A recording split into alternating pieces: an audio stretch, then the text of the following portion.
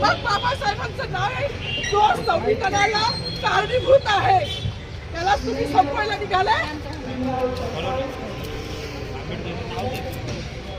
पालकमंत्र्यांची फार मोठी चूक आहे मॅडम, माफी मागणार नाही, पण पालकमंत्र्यांनी ही चूक पदरात घ्यावी.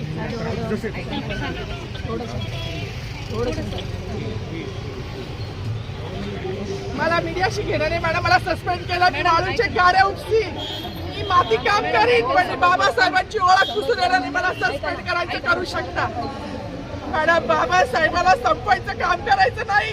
26 जानेवारी 15 ऑगस्ट मध्ये मी नाही मानत, पण लोकशाही मॅडम तुम्ही सुद्धा संविधानामुळे आहात. पालकमंत्री सुद्धा पालकमंत्री संविधानामुळे आहे.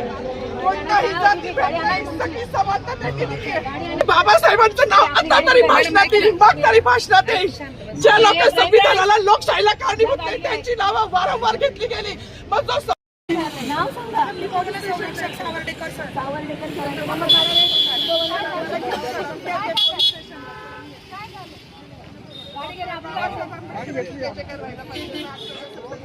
नागरिक म्हणून माझी मागणी असतात. सांगितलं पाहिजे ना, सांगायला पाहिजे. माईक मागत होते, ऐका ना, ते माईक मागत होते पण त्यांना दिलं. आज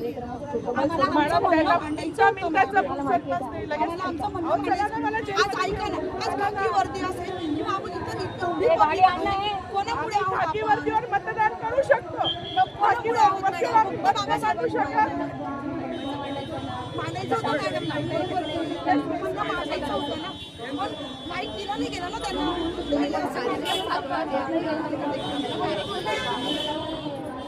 चला ना मॅडम, मी स्वतः येते मॅडम. मग बाबासाहेबांचं नाव आहे जो संविधानाला कारणीभूत आहे त्याला तुम्ही संपवायला निघाले.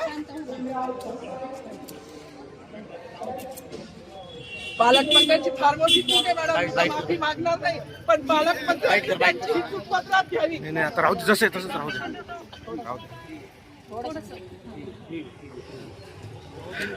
मला मीडियाशी घेणं नाही मॅडम, मला सस्पेंड केलं, मी माळूचे गाड्या उपसी, मी माती काम करीन, पण बाबासाहेबांची ओळख पुसून येणार नाही. मला सस्पेंड करायचं करू शकता मॅडम. बाबासाहेबाला संपवायचं काम करायचं नाही.